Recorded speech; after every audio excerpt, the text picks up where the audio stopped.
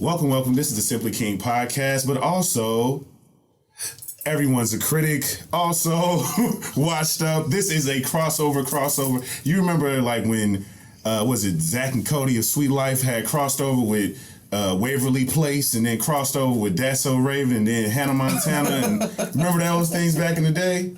That's what we got going on. It's a super mash. You know what I'm saying? Super mash up. Where's the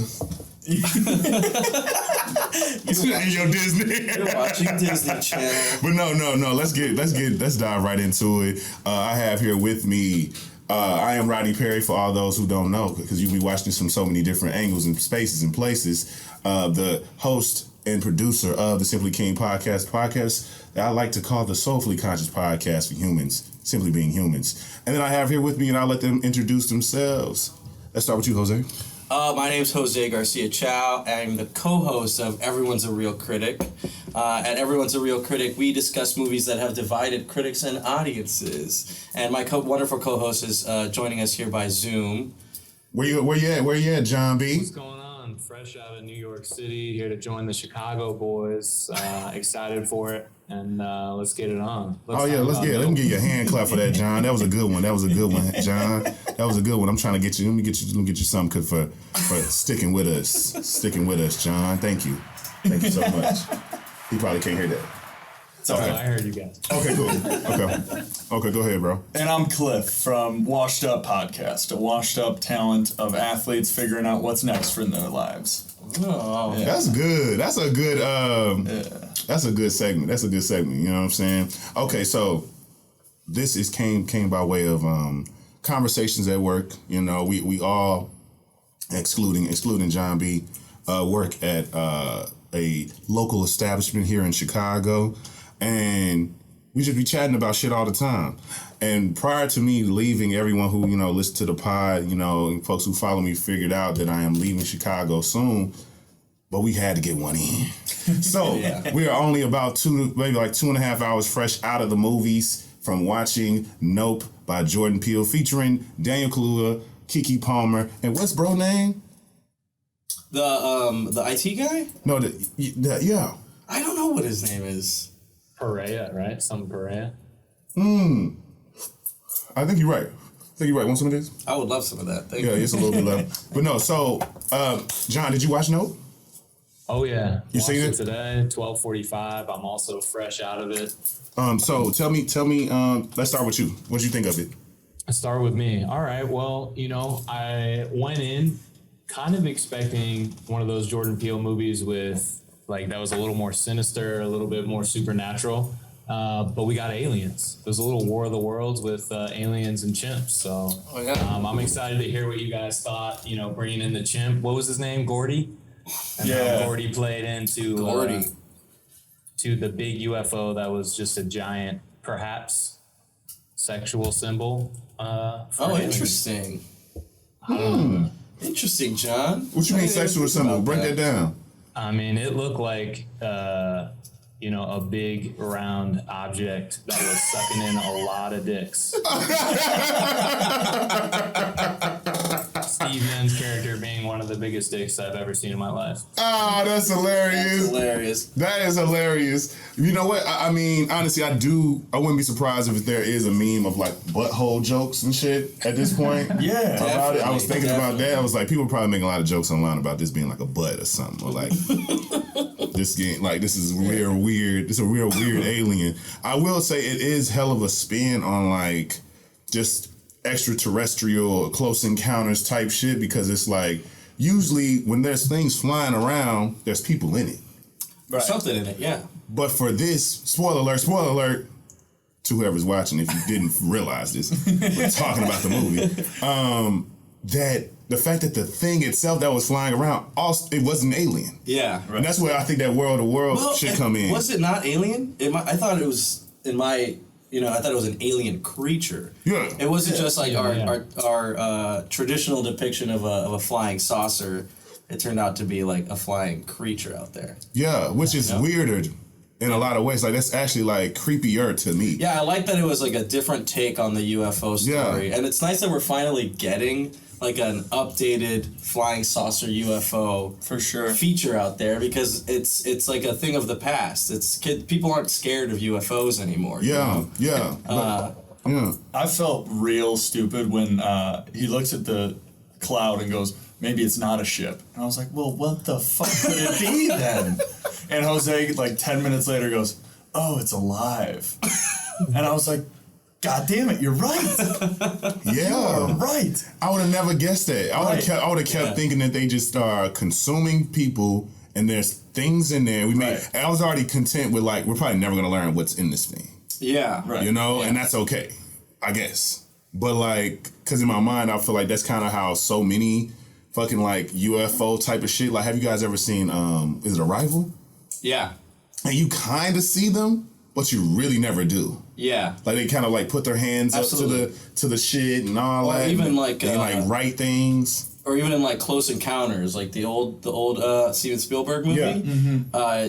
The whole movie is really about a guy slowly losing his sanity. Yeah. And at the end, you finally get the big reveal of the UFO. Right. But I feel like in this one, they gave it to us pretty early on. We saw on. the UFO pretty quickly. Yeah. But I was also getting like, I don't know if you guys have read like the Hunt for the Skinwalker book. So it's like, I'm still trying to learn how to read.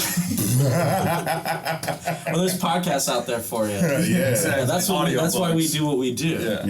Yeah. So you don't have to read the book, because I'm going to tell you what it's about. Thank God. There you go. Cliff Notes. Whoa! Cliff, come on! Wait. There we go. Oh, perfect.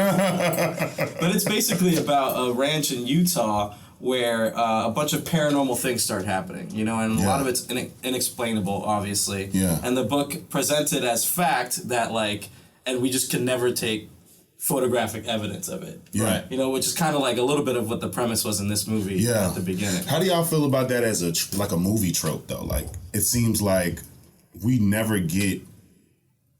have that many aliens in like large metropolitan type of like stories. You know what I'm saying? Where it's always in the middle of fucking nowhere, crop circles, rural spaces and places where it creates even more disbelief. Yeah. Because it's like it's only a singular family or a singular group or a small town that are experiencing the thing that it's real easy to just be like, well, I think that's what makes crazy. it more scary. Yeah. Right? Is that like when you're alone, you're most likely to feel fear. Yeah. So, because I'm trying to think, like, what was that? I feel like there's only one movie I can think of, and I think it was fucking Keanu was playing the character for some reason, but it was a movie where I think it was like the day the Earth stood still. Oh, the man from the day the Earth stood still. Yeah, is that it? Yeah, and the Keanu was in the remake of that. Yeah, Keanu was in a remake where he played the alien. Yeah, and like. I remember, but he like landed in fucking like Central. He like landed in like Central Park or some shit. So it was like, no one cannot disbelieve that aliens exist from that shit. You know. Yeah. But it's always off-putting though. Like how, damn, like this shit is happening. It's only happening to these people. How do y'all think y'all would handle being in like rural ass Utah or one of these situations, and y'all have fucking like an alien encounter? You know what I'm saying? Like I always hope that I'm like on some Jason Bourne shit gonna kick in on me, and I'm like gonna prove to myself that I'm really a badass, and I'm just toting that bitch, I'm doing all type of cool shit, but I don't know. It's easy to be like, what would I do in that situation? Yeah. Oh, I'd go to the Home Depot and buy a shotgun. I'm thinking I'm in Florida still. Oh yeah. Yeah. You can go to Home Depot and get a gun. You go to Walmart and get a gun. Yeah, I know Walmart, but damn Home Depot. No, not Home Depot. I was about to say shit. But why not? It's a home improvement tool. Yeah, it is. Home Depot, you got to get on that. Home Call the security. NRA. Right. He was like, you know what? He got a point. That's what somebody thinking. But that's what capitalism thinks. Do y'all think they paid off the? Because let's start from the top of the movie. Do you think that they kind of?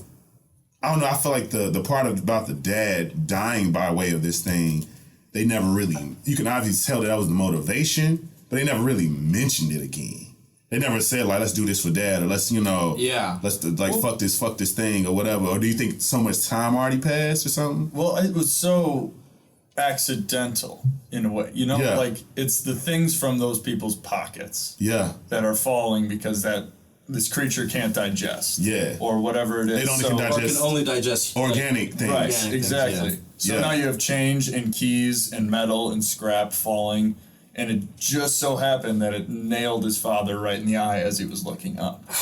I just got it, y'all. Fuck, I just got it. And I might be saying something that y'all already all thought of. Let's hear it. Let's hear it But anyway. I did just smoke. The fucking quarters that she used to fucking turn the fucking well. Yeah. That was the loop. That was the full circle moment. Yeah. The quarter killed Pops. I feel like she definitely like put the emphasis on that when she was like, "Don't fuck with the Haywoods." Yes.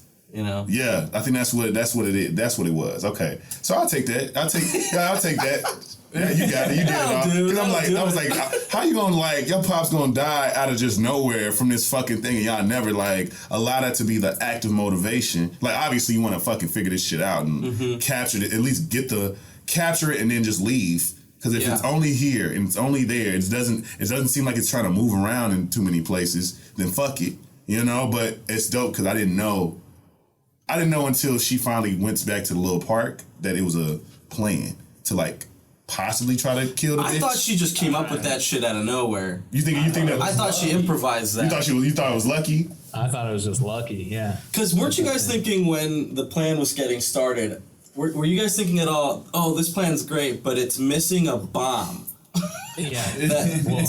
to throw up into it, and Gotta be, right? damn. Well, Yeah. That's what would happen in like another... The director, movie. didn't he say, well, who's going to go get this star? So, did you guys catch that? He did say that. Who's gonna go get him? Yeah, and he was No, like... I did not catch that at all. And that's when OJ was like, I'll do it. Yeah. OJ said, me, and started putting on all the neon and stuff after they had talked about that he's scared of flags. So that's what it was. It was a matter of like, that, you know what? That was probably what the long pause was, because it was supposed to be him to probably let the big boy looking cowboy float Yes. go up there. Yeah, But it's he like, does tell her to use the motorcycle. yeah. So he was like, you got to do it. Like, I can only like. So that was the bomb. What you're saying is that was the bomb. That was the bomb. I thought she was like improvising in that moment. Nah, because she knew exactly where to go to like unhook that bitch. So they thought about That's that shit. true. Yeah. They already She spent no time. because they already went there, took all the batteries, took all the the other props from them. So they probably already thought, let's lure It this was bitch a over. great plan. Yeah, I think flawlessly executed, even with TMZ. I think when she improvised though, y'all, do y'all think she? I think she improvised the quarters in the well the well was improvised. because they was already supposed to get the shot. Dude, I other thought way. when the true. TMZ guy showed up, it was gonna be some like the government, like a Man in Black. Yeah, you know, me too. like the conspiracy. Because that theories chrome Man in shit Black was would like show up. too. No, but it was going back to what happened at the horse at the photo shoot. Yeah, That yeah, the helmet, reflection. the same thing that made the horse do the back kick. Yeah. So that coming back once again, just like the quarters, just like the flags, Yeah. like Yeah. everything came back around a Yeah. couple times. Damn, he did that shit. That was some good shit. So, in terms of like the overall performances, how do y'all feel about the characters that were created for this film? Like how they were performed? Oh, I thought the performances, like the actors did a great job. Yeah, me too. For sure. But I had trouble kind of connecting with like what the relationship was between the brother and the sister. I Yeah, thought me there too. was going to be some more conflict between them. Me too. You know, as a result of their father's death. Yeah. But you don't really see that. They kind of just are like, "Yep, let's team up, let's go and Yeah. take this fucker on." And they're never like for dad.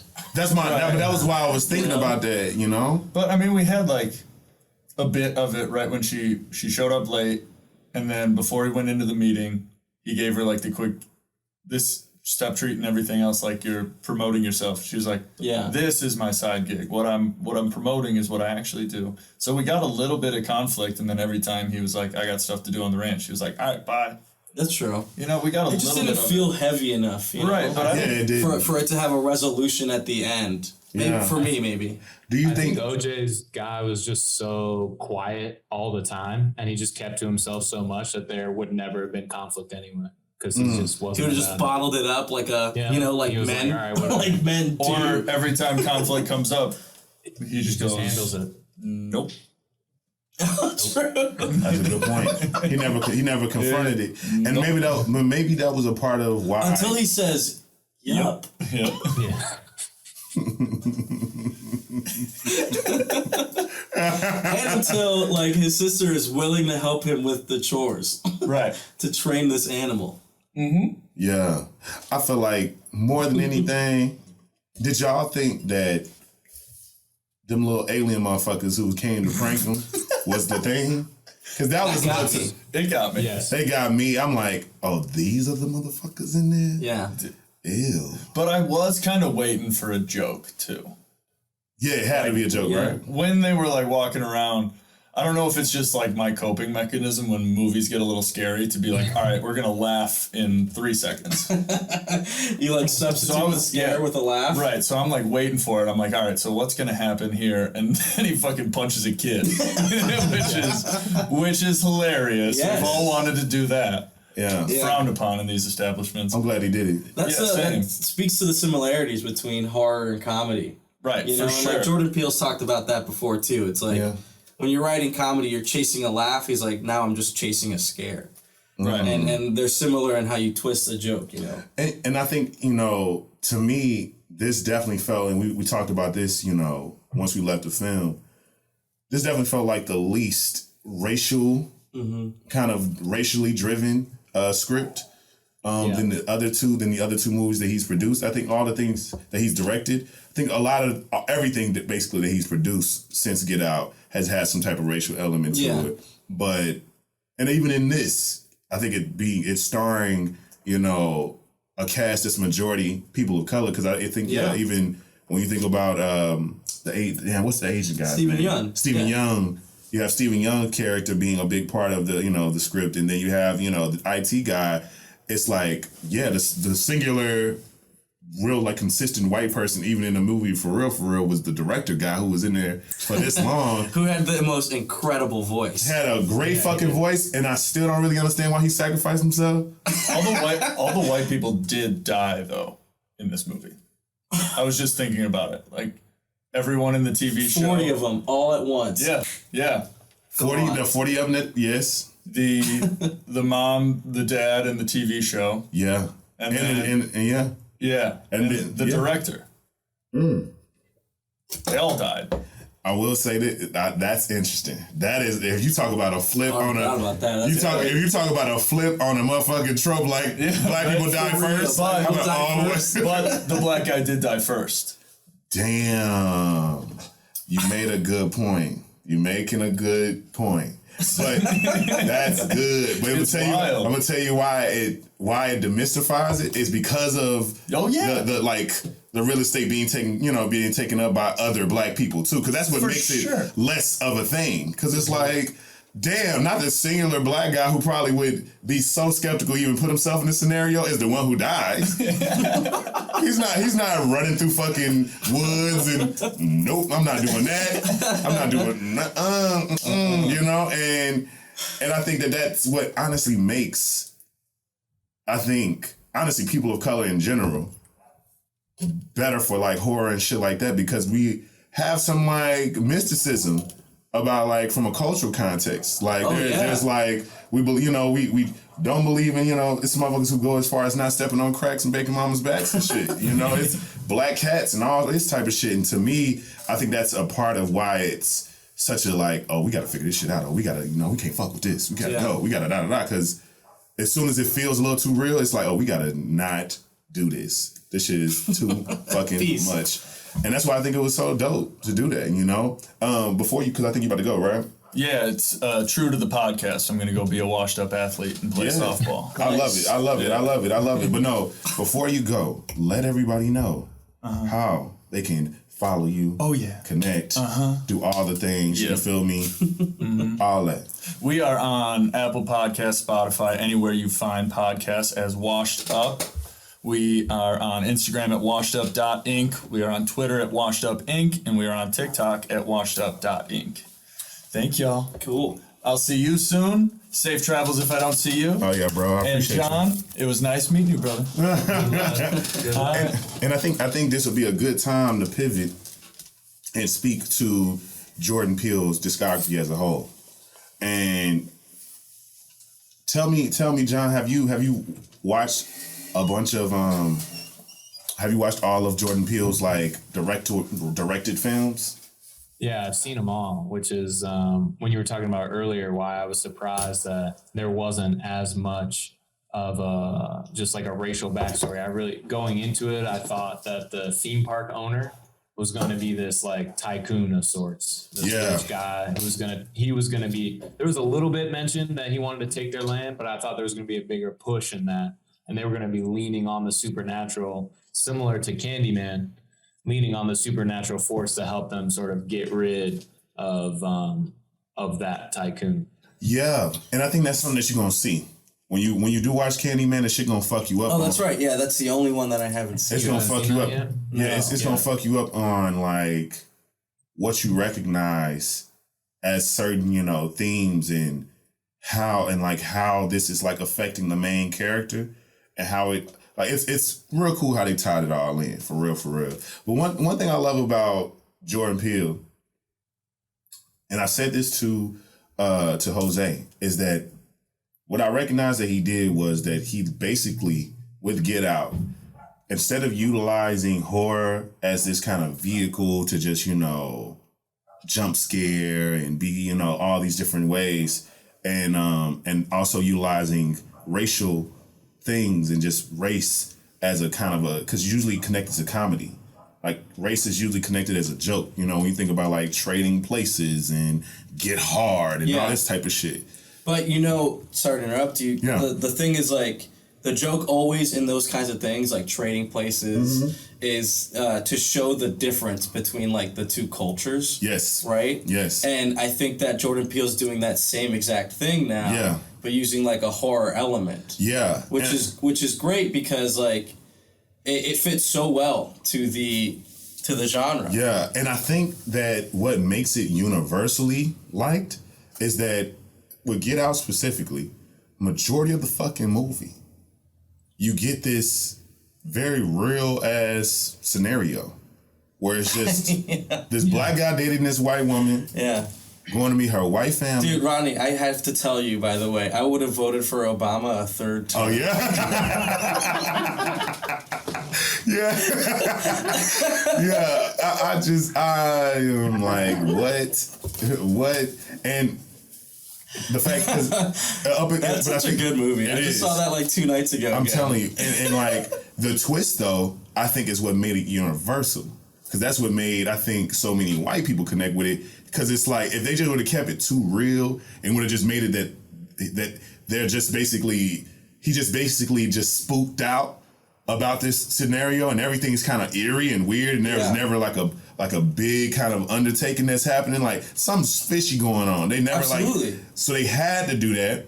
Yeah. And doing so made it a universal story now for everybody to kind of see a thing because you had to put something that was so fucking outstanding in it. Same way with Us. That's exactly what I was Same way with Us. Same with Us. Like yes, it has this racial element, this, that, and the third, but also let's put this very like crazy ass, supernatural thing in it too to really push this to a universal story. That's what's great about those two films is that like they're using, all those techniques in genre and horror to amplify something that we live with every day. Yeah. And I'm saying that because I didn't really see that in this movie. Yeah.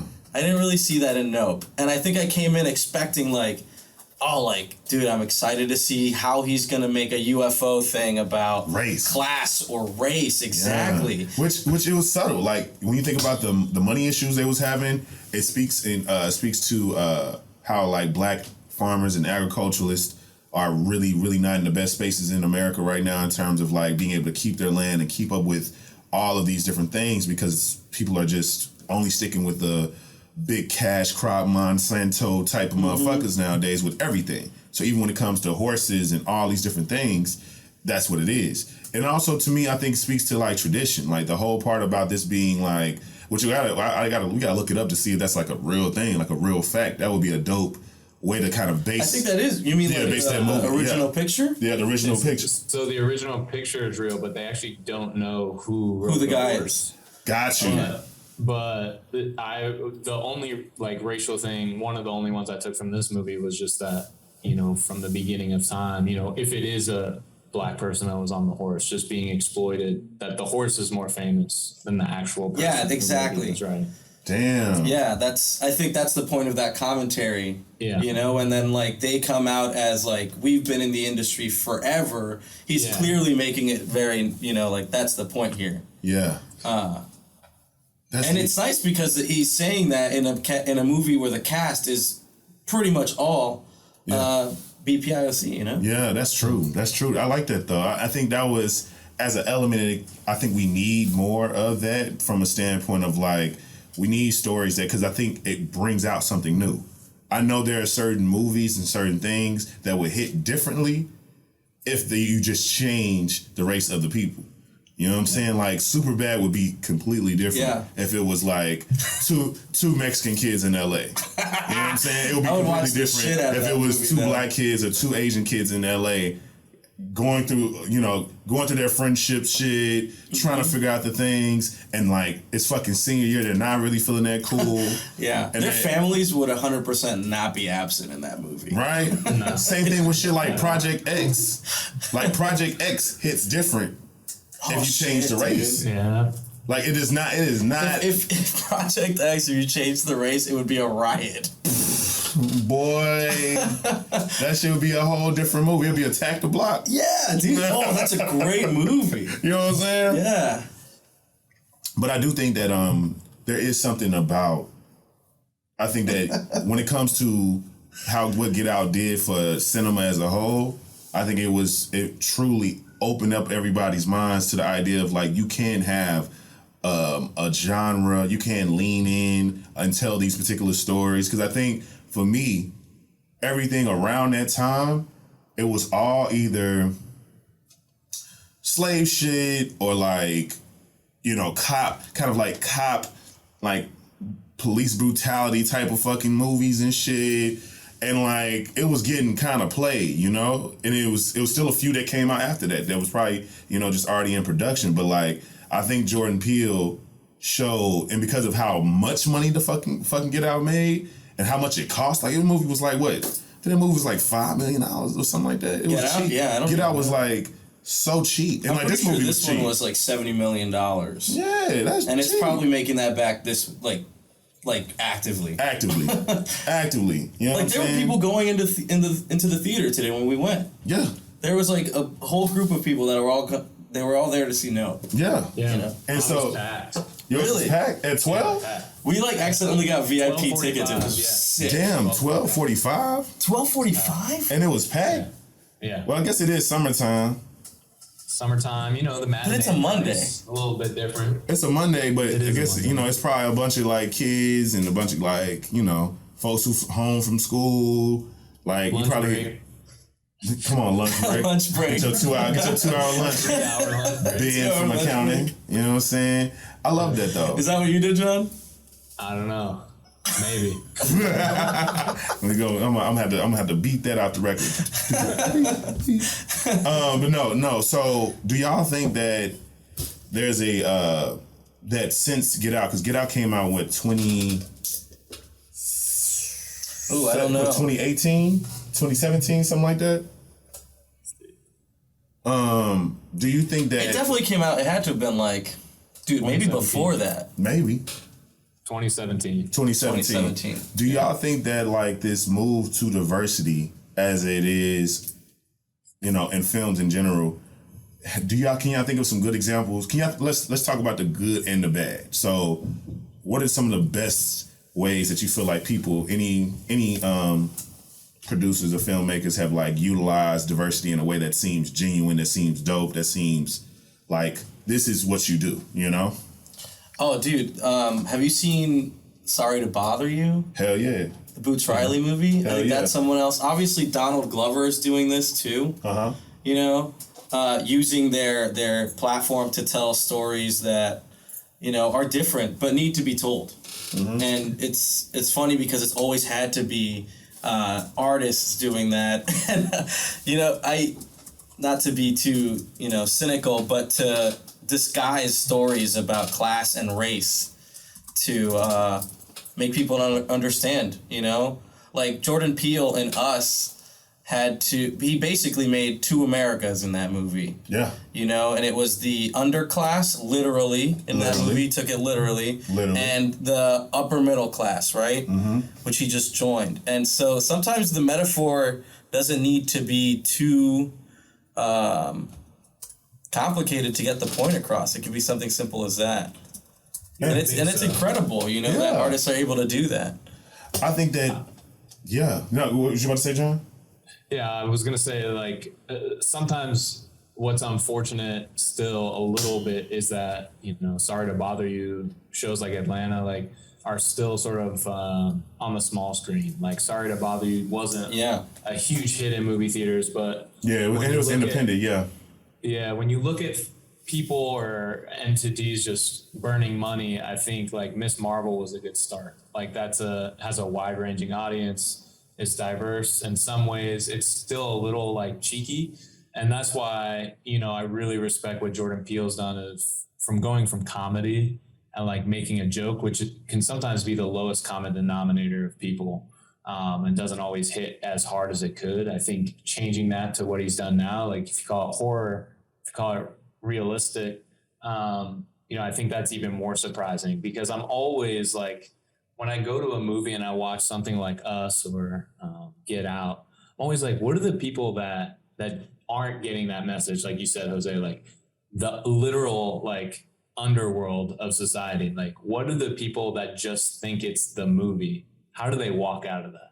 Yeah. I'm always surprised by that. I always want to find that person and just... Or what are the people who it's criticizing? Yeah, how do they feel? That's what I'm saying. When they feel, if they really are like, damn, this feels like me. This feels like they're talking to me or somebody I know. You know what I'm saying? Either way. I think in Us, you know, it's great because it's telling you that story the whole time, but then at the very end it flips it.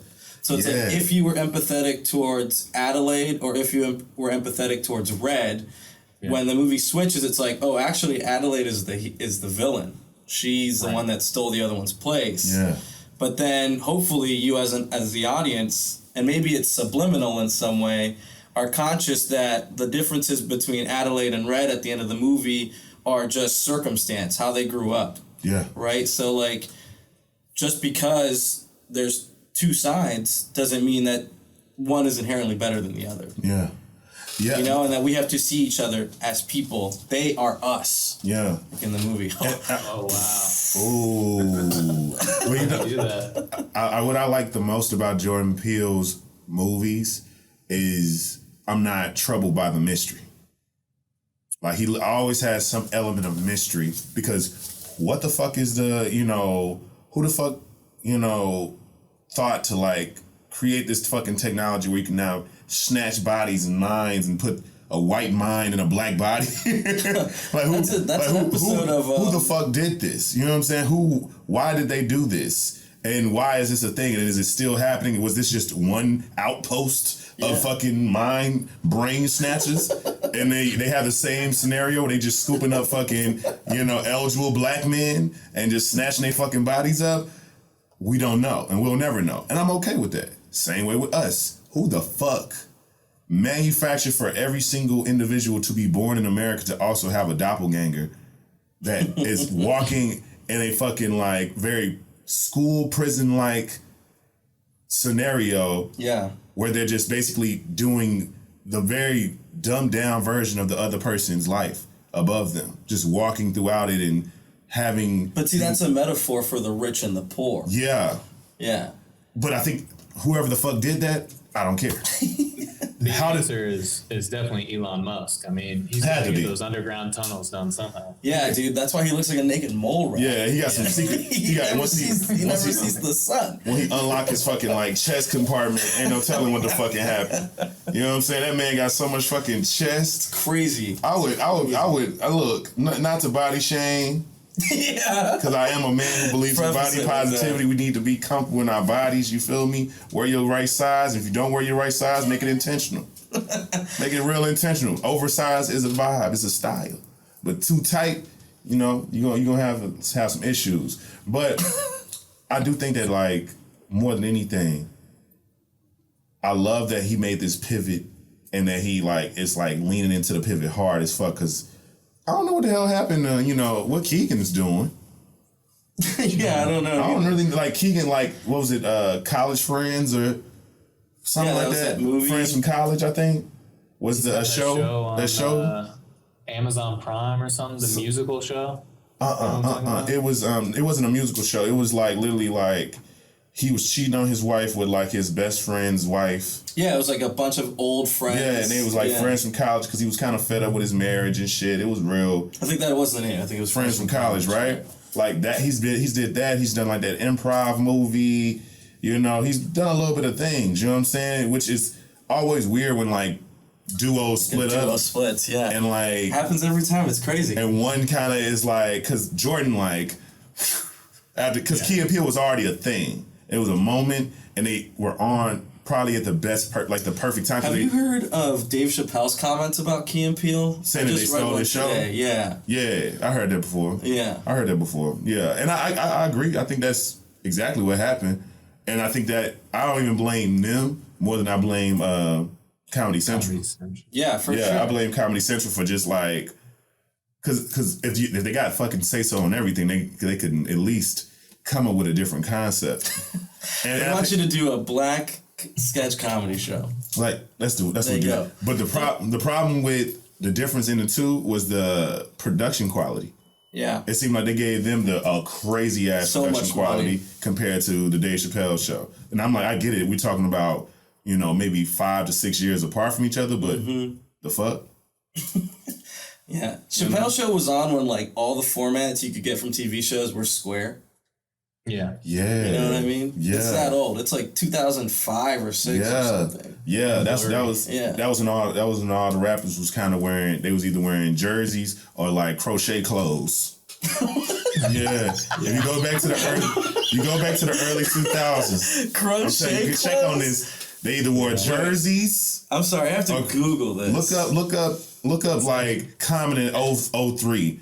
Kanye West in 04. Yeah, they used to wear. They used to always have hats on, like fucking newsboy hats and shit like that. Or you were a gangster rapper and you wore jerseys and motherfucking do rags all the time. Like it was so polar opposites. It was a weird time, but everybody's clothes was too big. I can't find it. It's just a bunch of Etsy posts of people who've crocheted clothes. No, yeah.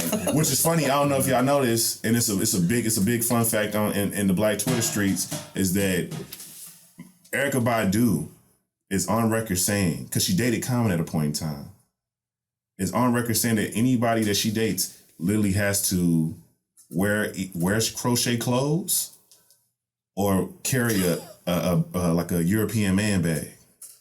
Wow. Those are Erykah Badu's like, this is what I'm looking for. This is my expectations. These are my expectations. That's all it takes, huh? And they all have done it. So that pussy crazy. That's all I want to say.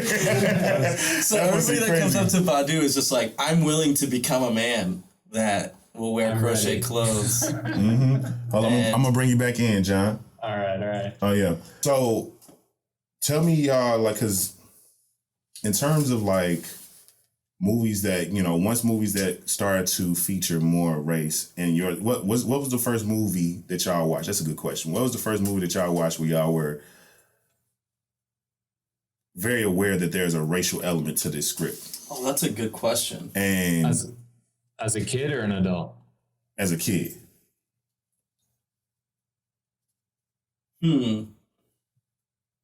Because I think that could be anything. That's why I asked it, because in my mind, it's like you could have fucked around and watched something where, it doesn't have to be something that's that on the nose. It could have been a fucking majority white cast, but you knew that there was like this element of it, this aspect of it that kind of made you be like, that seems interesting. Well, I never noticed that, or anything. Well, I mean, I kind of think about it like in my own experience of like how often I would see, like my name or my race present in a TV show. Yeah. And it's not prevalent. Like, and Jose's are normally like a throwaway joke about like the handyman. Yeah. Like in sitcoms and stuff. Jose and Juan are real. Jose, real Juan, heavy. Pablo, Real heavy. And so you hear about that kind of shit a lot when I'm growing up. So obviously, like, when I see representation for, you know, like Pedro Pascal, seeing him do well, like, or Oscar Isaac, hell yeah, it's great because, you know, like, Latinos don't really get a lot of play either. Yeah. And normally they're like white passing enough, you know, or like tall. Yeah, and like both of them look very much like they are what they say they are, except for Oscar B. Oscar can he can move through races. He got a little Vin Diesel happening, you know what I'm saying? He could be Dominican, like Puerto Rican, you know what I'm saying? He could fuck around and be Egyptian. Cause like him and like Moon Knight was kind of giving like, you know, slightly giving like we don't know what he is. Yeah. But I think he was at some point he was like Latin American though. Yeah. Because he was like from flashback Chicago. to his family and like his dad is Latin American. Yeah, he was from Chicago, so I think that they kept it a bean on that one. Which is good. What about like Venezuelan or something like something like that, right? Like that, yeah. But John, does any movie come to mind when you think about that question? Yeah, I mean, as a kid, my parents were pretty loose with the TV rules, so that's a vibe. I remember scrolling through a lot and just watching whatever I could. So I always liked stand up when I was a kid. But the first movie I think I watched where I was like, that's a little bit different than where I live, is Friday. Oh, that's a good one. That's a good one. I probably watched that when I was like, or, you know, remember it as a 10, 11-year-old, which is way too young to be watching that movie. For sure. But yeah, I definitely remember just the whole vibe of the movie is different. And then that led to like, for me, other movies that I enjoyed at the same time, like Barbershop, like those movies, I think as a kid, you can still grasp what's happening and understand that's not where I'm at right now, but have an appreciation, or at least maybe just me, an appreciation for like, oh, that's different, but that doesn't make it bad or weird or whatever. Yeah. That just makes me see something that's a little bit different than where I'm at. Yeah. I mean, I think inherently, almost like every movie that I feel like I've watched, I've like noticed it. And like the first, I wouldn't even be able to say, because I think whatever the first movie I probably watched ever was probably an element of me finding the racial elements of it. But what's interesting that I think I always have been able to notice is when there is like a racial, very, you know, on the nose racial thing happening. What I never really liked, because it felt like a very weird trope, because it felt like, so you know there's an issue. Yeah, of course. And that was the like bad white guy in the movie. So if it's like fucking like the bad white villain where you can obviously see that he's racist, like Remember the Titans and shit like that. Like I'm like, so you know that there's like a very terrible system at play, being racism. You know, it's a terrible construct that's available because you're using it as a fucking story tool. Yeah. It's crazy. But are you speaking about it because they love to use that in context that's usually where they would like for it to stay? Period pieces, slave movies. Oh yeah. You know, all these other things, but it really doesn't have any place anywhere else. It's in everything. Do you remember that Martin Lawrence movie where he goes back in time? Oh, The Black Knight? The Black Knight? Yes. Oh, dude, I used to love that movie. Yeah, I love that movie. And his name was Skywalker. I don't know why you just reminded me of His name was Skywalker, too. And that's good. That was a good one. And I think see, all those movies, it's crazy because in a lot of those early depictions of like, let's talk about race. Yeah. The joke is like how the sheer difference between black and white people. And how much they just don't understand each other. They don't understand each other, right? And shit, like Jordan Peele does it in a way where it's like that's the scariness, and like he changes the perspective, right? It's not from a white person's point of view. This movie's not from a white person point of view. This is from, what's it like growing up as black in America? Period. And like the jokes are shit in dialogue like that. Yeah. Like, oh man, I bet you'd be really strong if you put your weirdly racist microaggressions that are the joke in these movies, because it's like, oh, that's also relatable. Yeah. That's also something that's very relatable. And I think that's the biggest part about why he's doing it correctly, because he's starring black people every time in these things normalizing seeing black faces in movies where they are not doing quote unquote black shit. Exactly. Right. Because it's supposed to be demystified to the point of like, people just any weird thing, any scenario, any movie thing can happen to anybody. You know what I'm saying? Absolutely. Like, let's stop removing the aspect of fucking color from everything. About color, I think, and maybe this is a little problematic, but a movie that I grew up with that I really loved, or that was the main conceit of, is White Chicks. Love White Chicks. I fucking love White Chicks. And White Chicks. The camera there also, it's like, it's in the point of view of black people. Like this, like, what would it be like for black people to assimilate completely into this white culture? And let's look, because it's gonna be easy. Which is a ridiculous culture too. And I think it's one of like you're not able to do that if white culture isn't the like dominant default culture. Absolutely. Everybody knows how to mimic somebody who's rich. Regardless of if you've ever been rich before or not. You all know how to seem pretentious. Everyone knows how to seem bougie. It's like the sorry to bother you, it's like that's the joke of sorry to bother you too. It's like code switching. Yeah, everybody knows how to go talk to like the whitest person you know. It's easy. Like it's meeting your girlfriend's dad. Yeah, it's easy.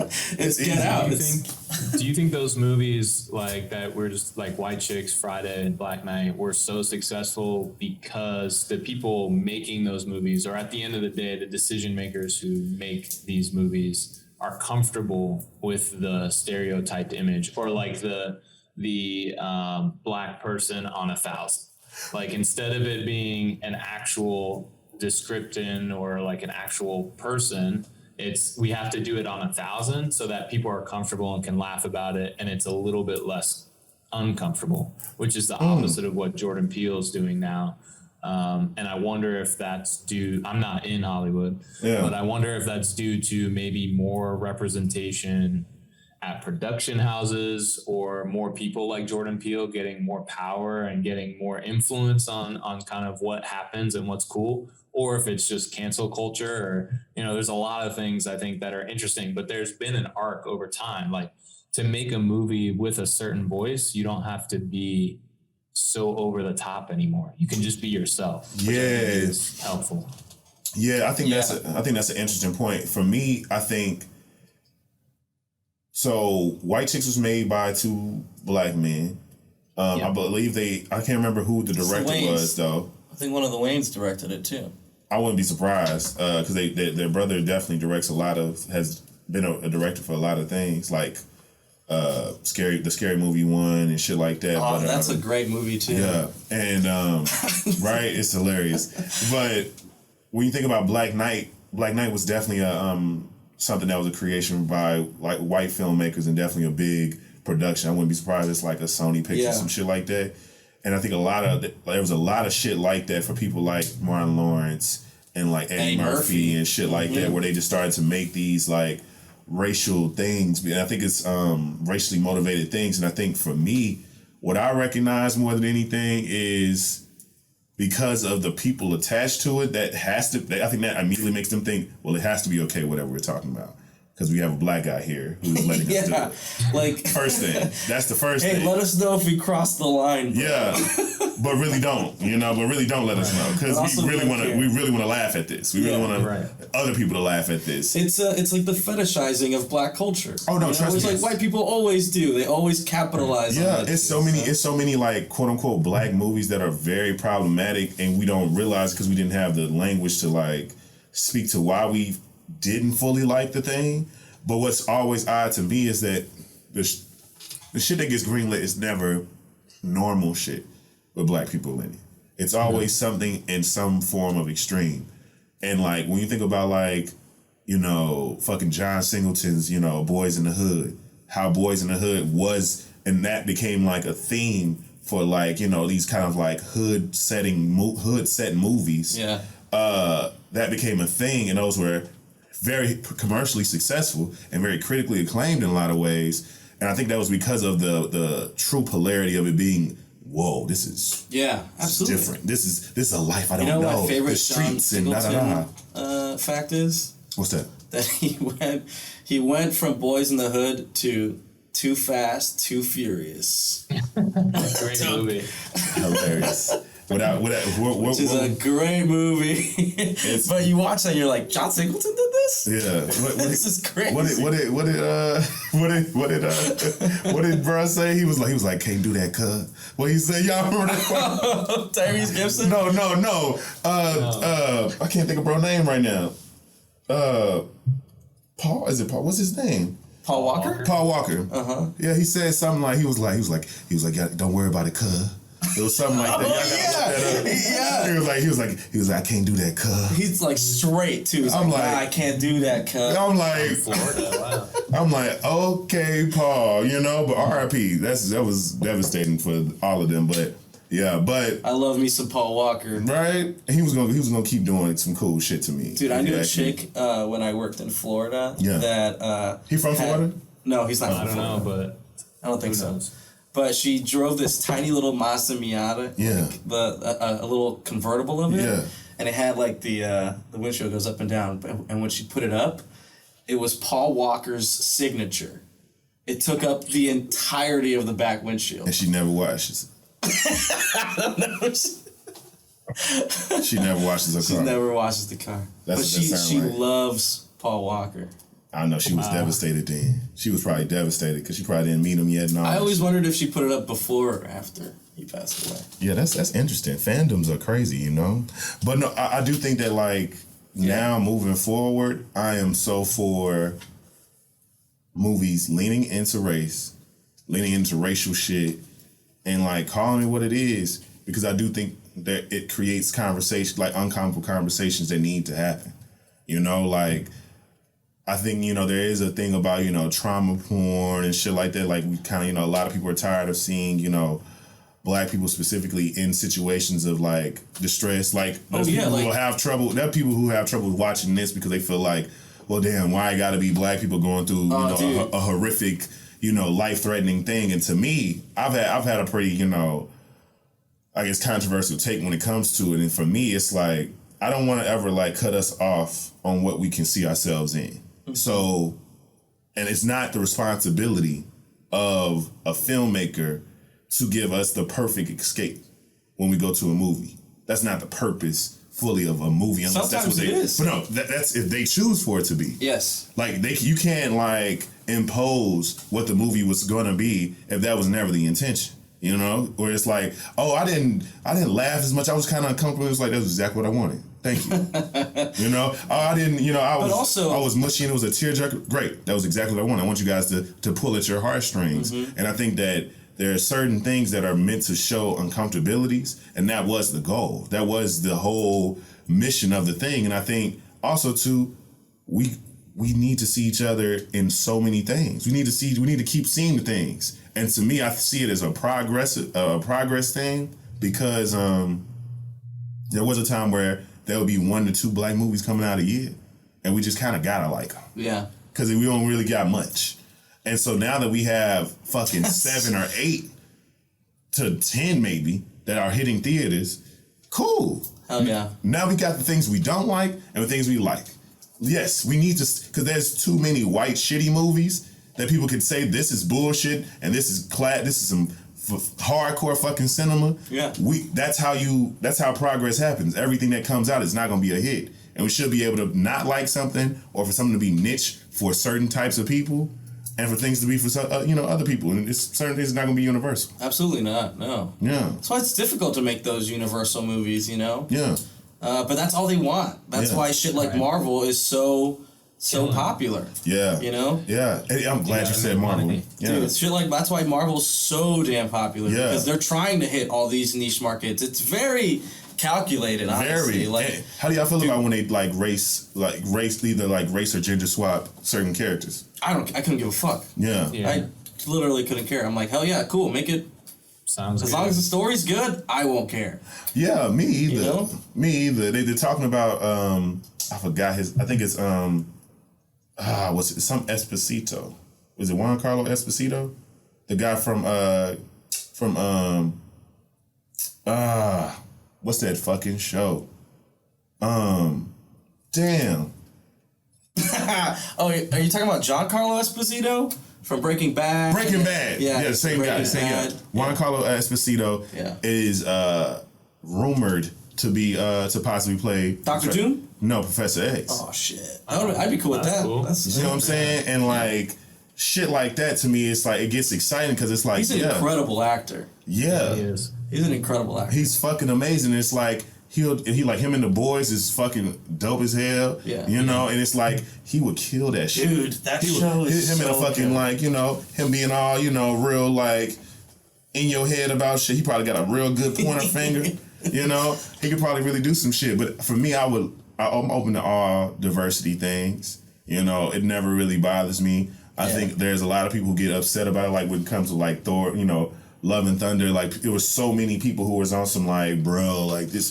Why you need chicks in here? It's like more chicks than fucking dudes. Like I come to see fucking Thor get naked and swing his fucking hammer. Yeah, exactly. I'm here to see some big buff bros. Big buff dudes only. We talk about this a lot on our podcast. Y'all do? Yeah, we talk about this a lot on our podcast about how people, and we also just love big buff bros. Yeah. Like doing shit in movies. I love pointing out the like homoeroticism and like so much and like very like like masculine, toxic masculine men, because it's like, bro, you don't even realize it. Like you don't even realize. They're all soaking wet, dude. Yeah. They're soaking wet, and like they purposely make the light sheen off of their like body.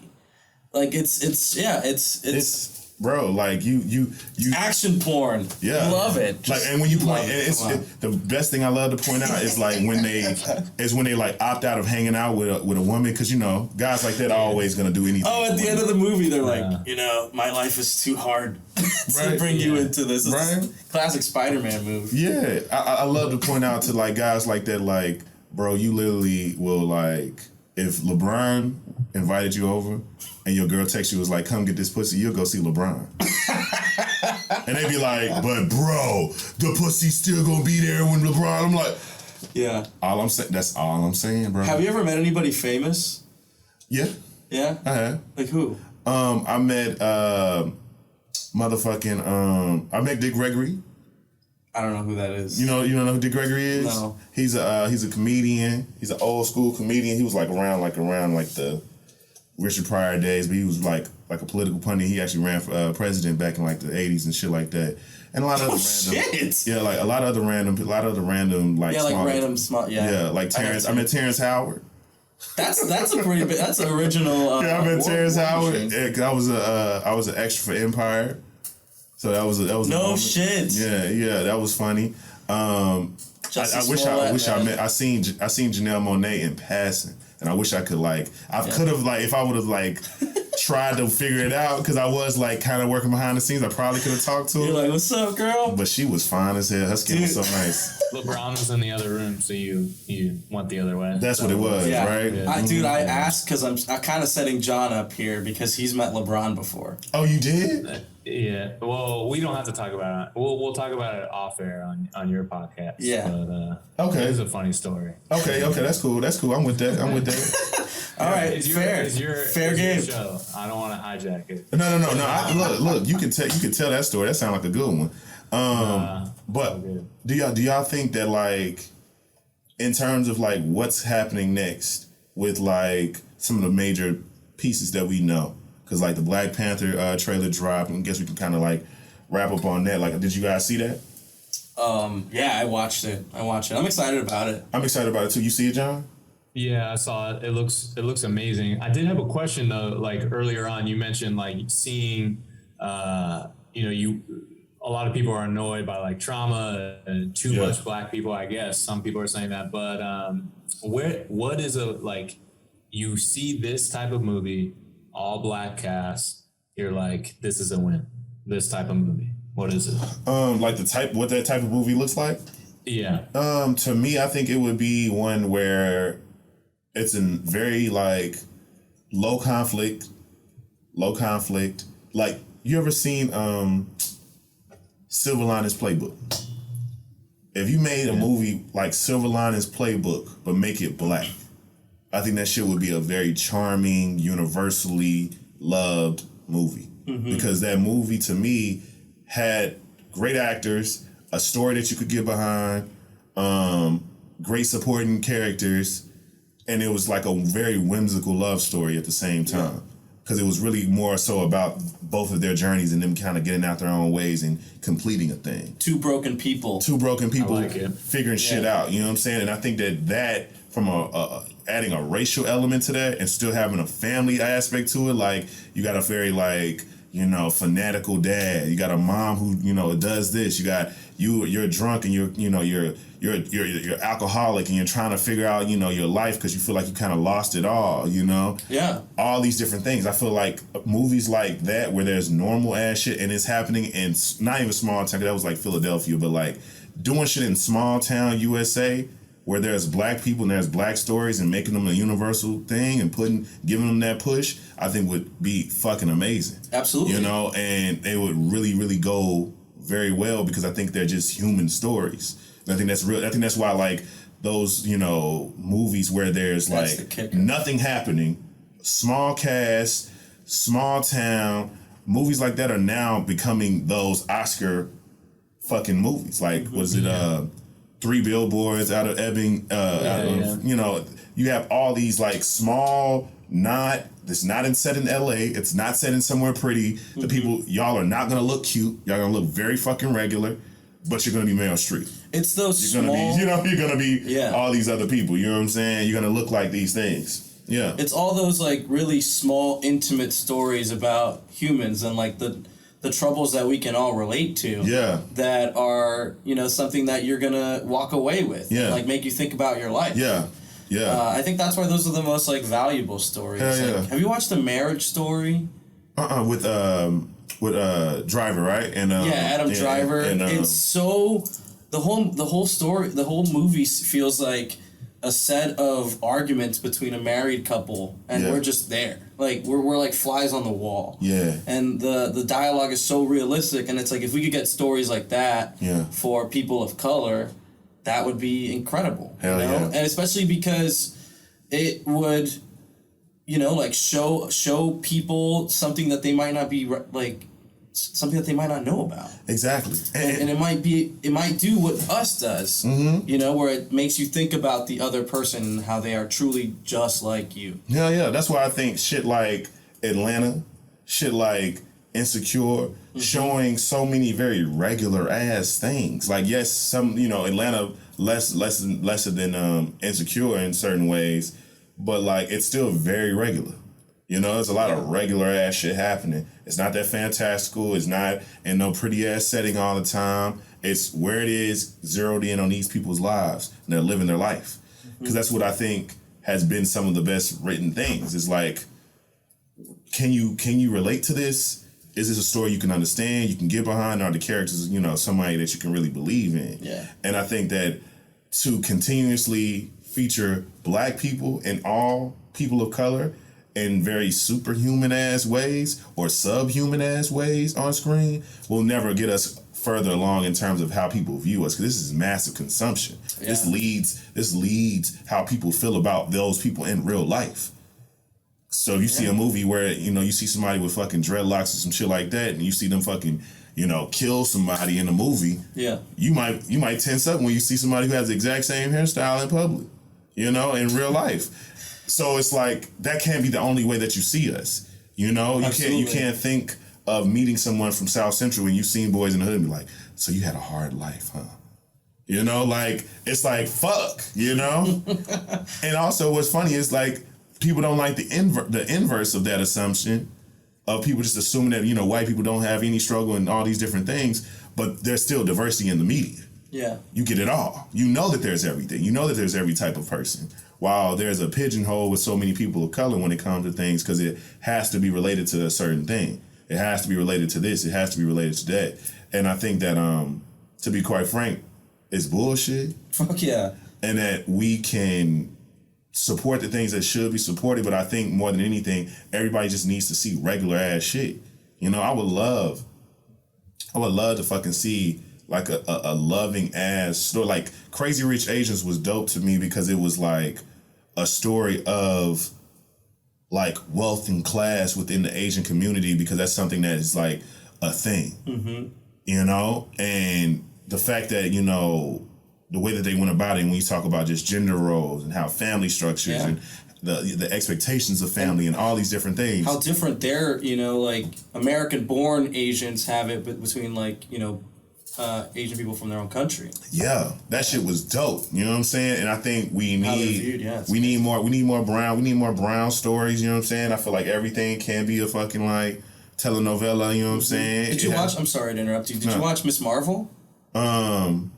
No, I haven't yet. No, Miss Marvel does a really good job. It does? of just grounding a character. Yeah. But it's in Indian culture. Yeah. And it's amazing. It's just like who she is. It doesn't hold your hand with it. It doesn't make it like a shtick. Yeah. It's just this is who the character is. And I think that's what I want for black cinema and black people who find themselves in cinema. But also I want to see that with all people of color. Morales. Yeah.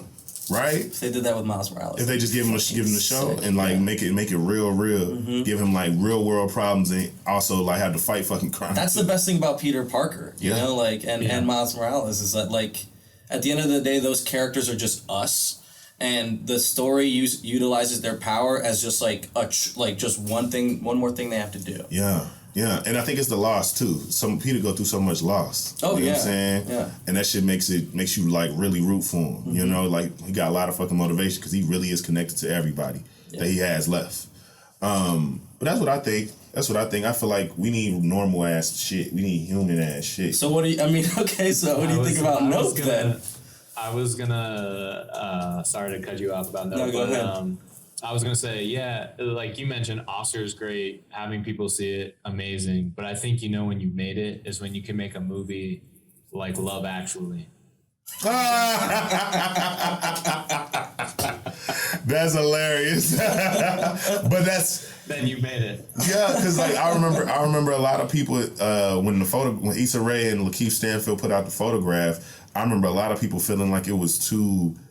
Like it wasn't enough drama. Like it wasn't enough conflict. Like it was like this is the story of two people who are like kind of awkward, and they can fall in love too. Like they both have their own issues. They both have their own things, and those two people can fall in love too. Yeah, that's a story. Yeah. And we've seen this shit before. You know what I'm saying? Like all those Meg Ryan rom-coms and shit. Meg Ryan was not the smoothest. You know what I'm saying? It was some cute, quirky shit happening with her that's what co-stars. we want. We want just cute, quirky shit with people of color in it. That's it. Because that's mad normal. That's life. It is what it is. You know what I'm saying? And like, I think that would. Have you seen The Big Sick? I have. The Big Sick is wonderful. I have, and I fuck with The Big Sick. It was interesting, and I think that's all that you need. You just need normal ass stories to get their push, because like we've gotten enough. We're gonna keep creating, like superhero genre is gonna keep widening out. Yeah, we're gonna obviously there's now a space within sci-fi being connected to people of color, obviously, and then you have also just the emerging studios like A24 and all these different things who are like pushing diversity within the stories that they're telling. And really putting that, that nice, good, fine, independent feel vibe to it. You know what I'm saying? It's a great time to be alive for these stories. Hell yeah. Hell yeah. Everywhere All at Once was so good. Yeah. Yeah. I gotta watch that one. I haven't seen that one. Oh, you gotta see that. I gotta see that. I gotta see that. I heard that shit is good as fuck. But it's so good. But no, let's let all the people know how they can tap in with us, how they can connect with us. This is the crossover. This is the Zach and Cody, Waverly Place, Hannah Montana mashup. You know what I'm saying? You get the best of all worlds. You feel me? But no, let the folks know how they can keep up with y'all, subscribe, support all the things. For sure. So our podcast is Everyone's a Real Critic. You can follow us on all the socials at EARC Pod. My personal Twitter is at HoserLoser, JOSERLOSER. Nice, you got it. Yeah, I almost lost it there. Man. JOSE. Yeah, it sounds like you were spelling baloney. Like, BLOGNA. No, spelling Oscar Mayer. Yeah. Just in case. Some people don't know how to spell. You never know. No, what about you, John? Follow me at John B. Wolf. No H in John. Spell it the right way. So, You can figure out the rest on your own. And if you really want to, you can listen to all of our other podcasts. I think we got 24 out everywhere you get your podcasts. Everyone's a Real Critic. And if you want cool movies like Nope and Everything Everywhere All at Once, go to the movie theater, pay for it, and then wait 45 days for Thor to come on Disney Plus. What a message. What a message. I think Lightyear is getting a fast track. I think it's going to be on Disney Plus quick. Yeah, because I didn't go see that. I don't think it's doing that well. Just to note that. Yeah. Just to note that. Well, if you don't know, you should know. This is the Simply King podcast. You can follow me everywhere at Kings_Memoirs on all social media platforms. Follow the podcast at Simply King Pod on IG, and go like the Facebook page and all the things, the Simply King podcast.